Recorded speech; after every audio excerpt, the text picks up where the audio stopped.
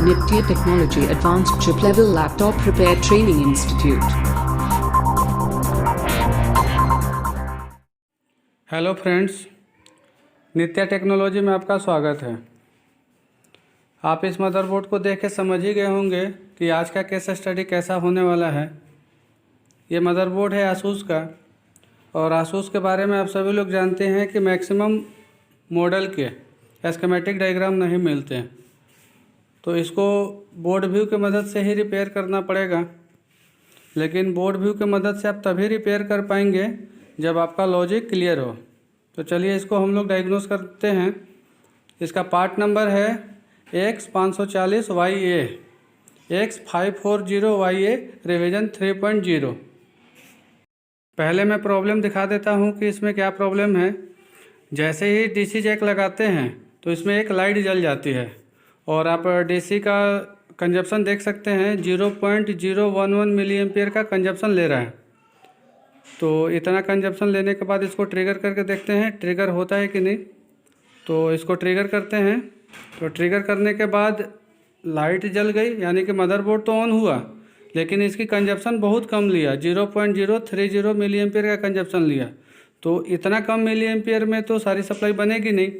तो चेक करते हैं कि कौन कौन सी सप्लाई बनी और कौन कौन सी सप्लाई बनना बाकी है। 3.3 वोल्ट की सप्लाई बन रही है,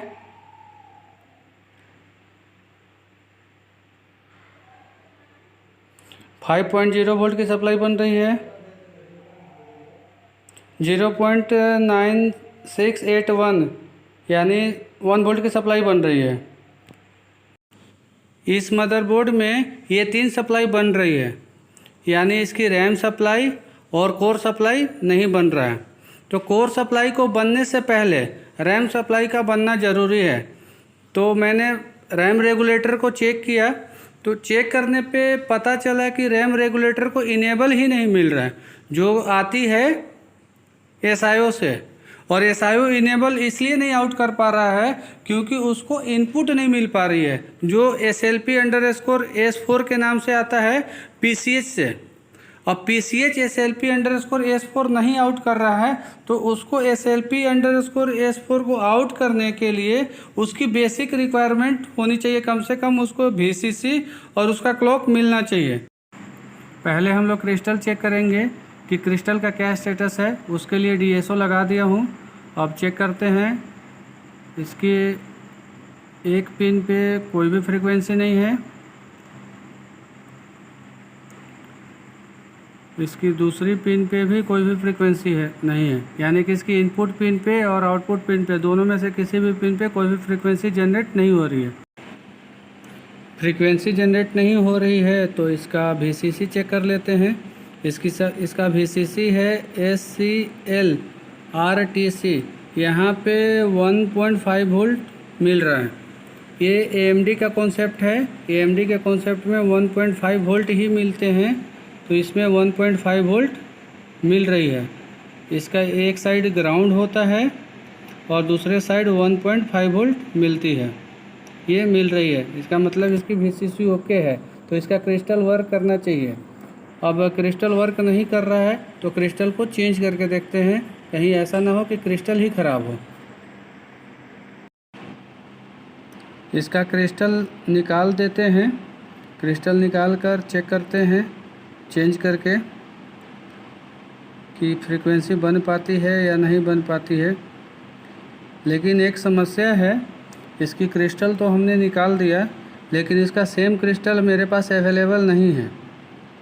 अब इसके जगह पे कुछ जुगाड़ करते हैं। अब ये जुगाड़ क्या है वो आगे आप वीडियो देखिए, आगे आपको पता चलेगा कि अगर सेम क्रिस्टल ना हो तो उसके जगह पे क्या जुगाड़ कर सकते हैं।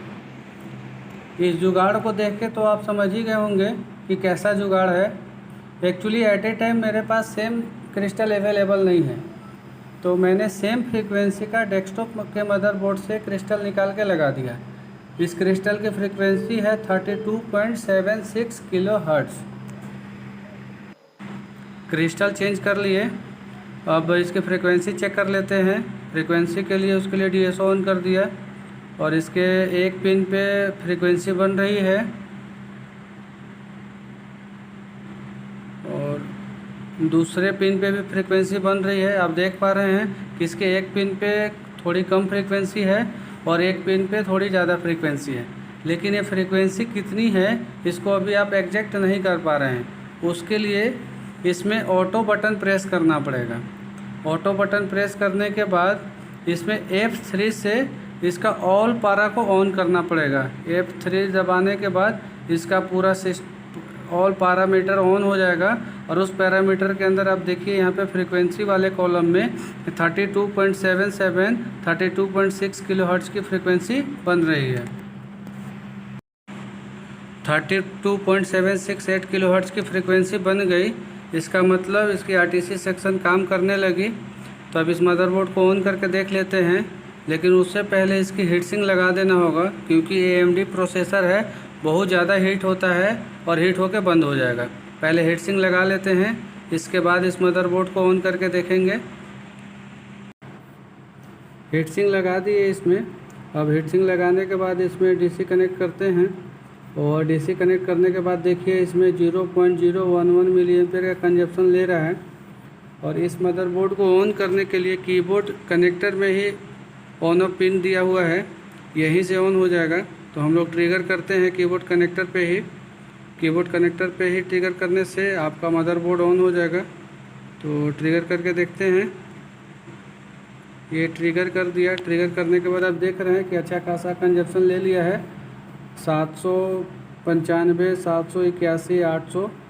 ये मतलब इतना ज़्यादा कंजप्शन में इसकी डिस्प्ले आ जानी चाहिए। डिस्प्ले चेक करने के लिए हम लोग कीबोर्ड लगा के चेक करते हैं। नमलॉक बटन प्रेस करते हैं तो लाइट देखिए, नमलॉक बटन प्रेस करने के बाद लाइट जल गई, डिस्प्ले आ गया। धन्यवाद।